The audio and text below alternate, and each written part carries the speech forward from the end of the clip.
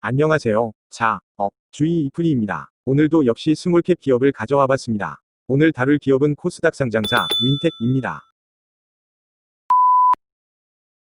윈텍은 현재 시가총액이 464억 원이고 LCD, OLED, 2차 전지 동박필름, MLCC 위 소프트웨어 개발 및 검사 장비를 제작하는 사업을 하고 있으며 2020년 8월 6일에 스펙합병 상장으로 코스닥에 입성한 기업입니다.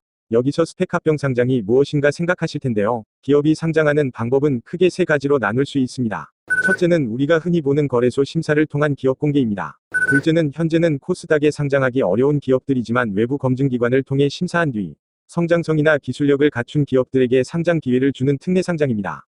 셋째가 바로 스펙 상장입니다. 각 증권사가 비상장 기업 인수합병을 목적으로 하는 페이퍼 컴퍼니를 시장에 상장시켜 놓고 3년 내에 비상장 기업을 합병 상장하는 형태의 상장 방법이 스펙 합병 상장인데요. 스펙 합병은 별도의 공모 절차를 거치지 않아서 수요 예측이나 공모가 산정에 대한 부담을 덜을 수 있기도 합니다. 윈텍은 코스닥에 상장되어 있던 하나금융 13호 스펙 2 흡수합병하여 상장된 기업입니다. 자, 바로 다트로 가실까요? 상장 시에 제출된 증권신고서와 투자설명서가 있네요. 어느 것을 봐도 상관없겠지만 투자설명서를 한번 봐보시죠. 1999년에 설립된 윈텍은 경북 구미에 본사를 두고 있고 군포에 지점이 있으며 안산에는 공장을 두고 있습니다. 연역을 보면 설립부터 19년 말까지 사업의 내용이 쭉 나와 있어요. 보시면 1999년에 자본금 5천만 원으로 설립했고 2000년에 처음이자 마지막으로 자금 조달을 한번 한 것이 보이네요. 3자 배정 유상증자로요. 3자 배정 유상증자가 무엇인지는 이전 영상에 설명드렸으니 아시죠? 그러면 주식수와 지분율도 한번 알아볼까요? 주식수가 깔끔합니다. 상장 전 윈텍의 총 주식수는 200만 주예요. 그리고 지분율을 보면 윈텍의 최대 주주는 코스닥 상장사인 이오테크닉스이고 윈텍의 지분을 50% 가지고 있지만 아직까지는 투자 목적이기에 이오테크닉스의 종속회사가 아니면 경영에도 참가하고 있지 않습니다. 그리고 상장 전 윈텍의 주식들은 모두 주인이 있기 때문에 시장에 유통되는 주식은 1도 없던 것을 알 수 있습니다. 다만 공동창업자인 손영탁 임원이 퇴사했기 때문에 이제는 특수관계인에서 제외되어 기말기준 지분율이 나오지 않았어요. 특수관계자에 해당되지 않는 주주의 지분율을 파악하기는 힘들지만 손영탁 주주는 5% 이상 지분을 가지고 있는 것을 알 수 있어요. 5% 이상의 지분을 들고 있는 주주의 지분율이 1% 이상 변동되면 주식대량 보유 보고서라는 의무공시가 떠야 하기 때문에 우리는 손영탁 주주의 주식수 변동은 이를 통해 확인할 수 있겠습니다. 윈텍의 상장 전 지분율이 어떻게 이렇게 되었는지 좀 더 자세히 봐볼까요? 1999년에 윈텍은 6명이 공동창업자가 설립한 회사였습니다. 액면가 만원에 5,000주를 발행했으니 자본금은 5천만 원이었고요.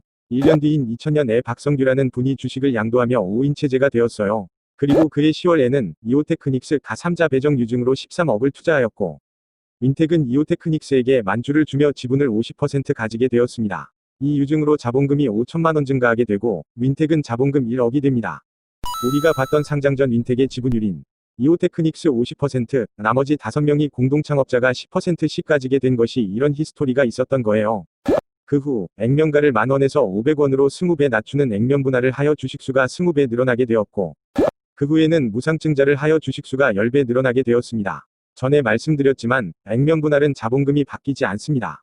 그러나 무상증자는 자본금이 바뀌죠. 액면 분할할 때까지만 해도 윈텍의 자본금은 1억이었으나 주식수가 10배 늘어나게 되는 무증을 했기 때문에 윈텍의 자본금은 10억이 되었습니다. 상장 후의 주식을 보자면 윈텍은 하나금융 13호 스펙과 7.249 743대 1위 합병 상장을 했어요.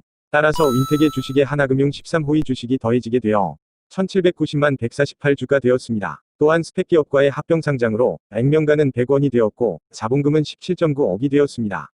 앞으로 주식수, 즉 자본금이 증가될 이슈는 윈텍에게는 없었으나 윈텍과 합병한 하나금융 13호 스펙은 10위를 가지고 있었습니다. 따라서 현재 윈텍은 주식수가 59만 9천주 증가될 수 있는 이슈가 있습니다. 자본금이 5.99억 증가될 수 있는 사항입니다. 윈텍의 상장 전과 상장 후를 요약하면 총 주식수는 200만 주에서 1790만 148주가 되고 액면가는 500원에서 100원으로 자본금은 10억에서 17.9억 원이 되었습니다. 상장 후의 지분율 변화는 이렇게 됩니다. 스펙 합병 상장으로 윈텍에는 유통 주식수가 생기게 되었는데요. 최대 주주인 이오테크닉스와 특수관계인의 주식수는 72.9%가 되니 이제 최대 주주와 특수관계인을 제외한 지분은 27.1%인 444만 9,918주가 되었네요. 더 후덜덜한 게 있는데요. 윈텍은 최대 주주와 특수관계인의 지분인 72.9%의 주식을 2년 6개월간 매매를 할 수 없도록 보호예수를 설정했어요. 오우 자신감 참 대단하네요. 그리고 윈텍은 종속회사가 없습니다. 자 그럼 주식적인 설명은 끝났고 재무상태와 손익계산서를 봐볼까요? 재고자산의 감소로 자산총계가 감소했네요. 보시면 공장 생산 과정에 있는 제공품의 감소로 재고자산이 감소했다는 것을 알 수 있고요. 부채도 감소했는데 계약부채 등의 기타 유동부채가 감소되며 부채총계를 줄였네요. 윈텍은 스펙합병 상장 전에도 자본금 10억, 자기자본은 145억으로 안정된 재무상태를 보여주고 있어요. 자, 손익계산서를 봐보면 작년까지 실적이 성장해오다가 이번 1분기 실적을 보면 매출, 영업이익, 순이익이 모두 감소한 것을 알 수 있습니다. 성장성이 있는 사업을 하는 윈텍인데 일단 사업상 계절적의 요인이 작용했을지 아직은 알 수 없습니다. 게다가 윈텍의 경우 반기보고서는 볼 수 없었어요. 8월 14일에 공시된 반기보고서는 6월 말 기준으로 작성되는데 6월 말 기준에는 상장 전이라서 윈텍이 아니라 하나금융 13호 스펙이었고 따라서 하나금융 13호 스펙의 실적이 나왔기 때문에 윈텍의 실적은 볼 수 없었습니다. 이제 다음 달에 나오는 3분기 보고서에서 윈텍의 3분기 실적을 모두 볼 수 있게 됩니다. 어떤 실적 변화가 생겼을지 궁금하네요. 그리고 다 떠나서 윈텍의 연간 매출액은 약 200억 수준으로 볼 수 있는데요. 성장성을 가진 산업을 하는 회사는 맞으나 생산 캐파 사이즈가 작은 것을 알 수 있는 부분입니다. 성장성을 가진 산업은 영익, 순익보다도 물줄기인 매출이 급격히 커져야 좋습니다. 적자라고 할지라도 일단 물줄기가 크게 늘어난다면 매출원가 및 기타 비용들을 조절하여 흑자로 전환시킬 수 있으니까요. 앞으로 윈텍의 매출이 크게 성장할 수 있을지 현재 가동률과 향후 전략을 살펴봐야 하겠네요. 자 그럼 윈텍의 사업을 한번 보실까요? 윈텍이 영위하고 있는 각 사업별 제품의 매출 비중입니다. LCD, OLED 디스플레이 검사 장비인 반더와 밴딩의 매출액이 약 50%로 윈텍 사업의 가장 큰 비중을 차지하고 있네요. 전자산업의 쌀이라고도 불리우는 MLCC 관련 윈텍의 제품인 칩 검사 장비는 약 40%, 그리고 2차전지 동박필름 사업의 비중이 6%로 가장 작은 것을 알 수 있습니다.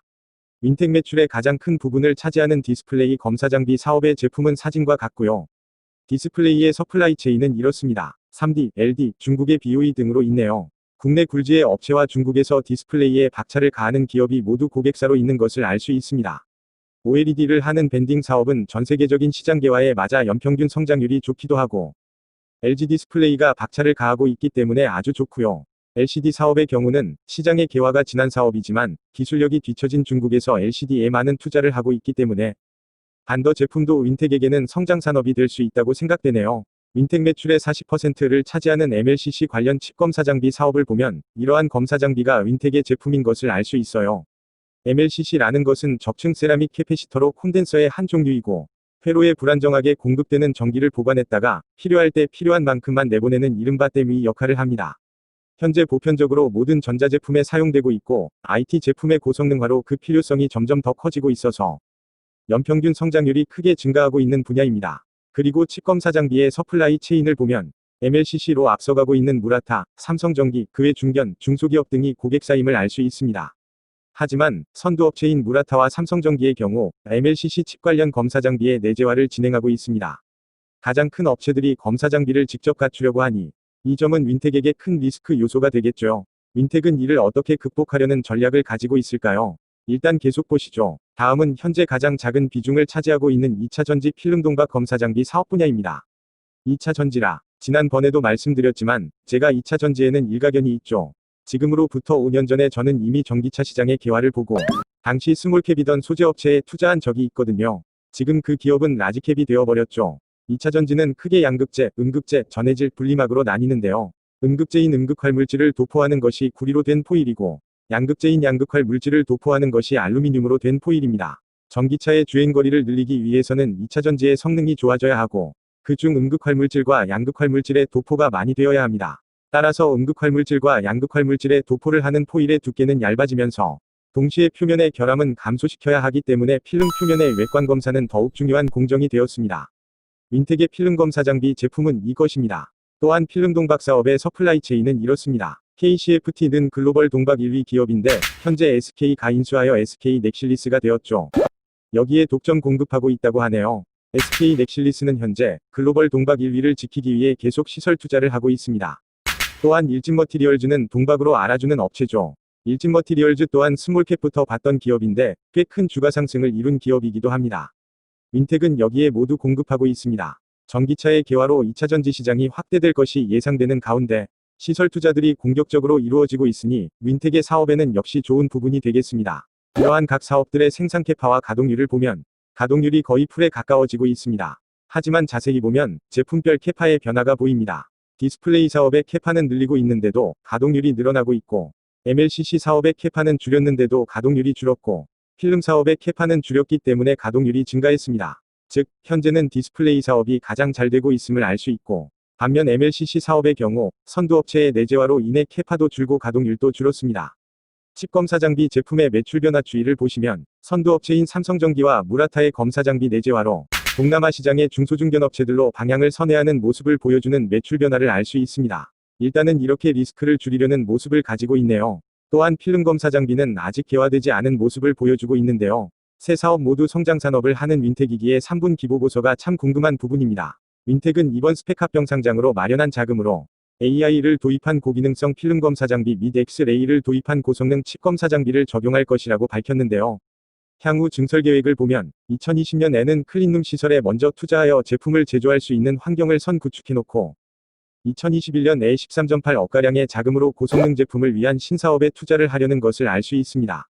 엑스레이를 적용한 고성능 칩 검사 장비의 공급이 본격 시작되면 내재화 전략을 돌린 삼성전자와 무라타 또한 고성능 외관 검사는 수요가 발생되기 때문에 윈텍 칩 검사 장비 사업의 리스크를 줄일 수 있게 됩니다. 저 정도 규모의 설비 투자라면 윈텍이 가진 돈으로 충분히 할 수 있기 때문에 주식수를 늘리는 자금 조달이 추가로 발생하지는 않겠지만 저 정도의 설비 투자로 윈텍의 매출이 크게 상승할 수 있을지는 글쎄요. 모르겠네요. 요약해보면 디스플레이 검사 장비 사업은 현재 좋고 MLCC 검사 장비 사업은 과거 좋았다가 현재는 리스크는 있지만 어차피 성장하는 사업이기에 이를 해소하여 키우려는 전략이 있고, 필름 검사 장비 사업은 지금은 정체되어 있지만 계약 체결, 시설 투자 및 현 시장의 개화로 앞으로 좋아질 것이 보이네요.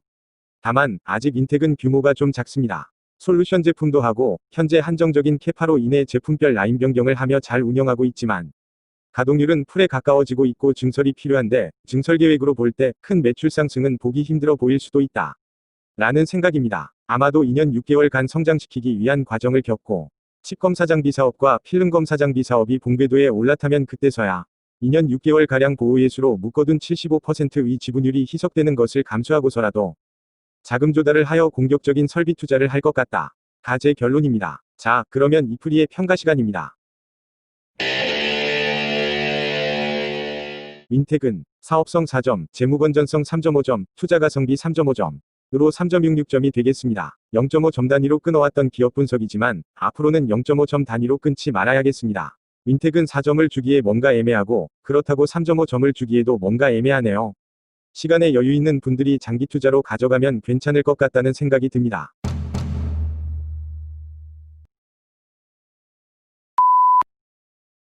자, 오늘 이렇게 윈텍의 기업 분석을 다루어 봤는데요. 투자에 도움이 되셨을지 모르겠네요. 재무 영상도 다룰 것이 너무 많지만 일단 다음 주도 스몰캡 기업의 분석을 다루어 보도록 하겠습니다.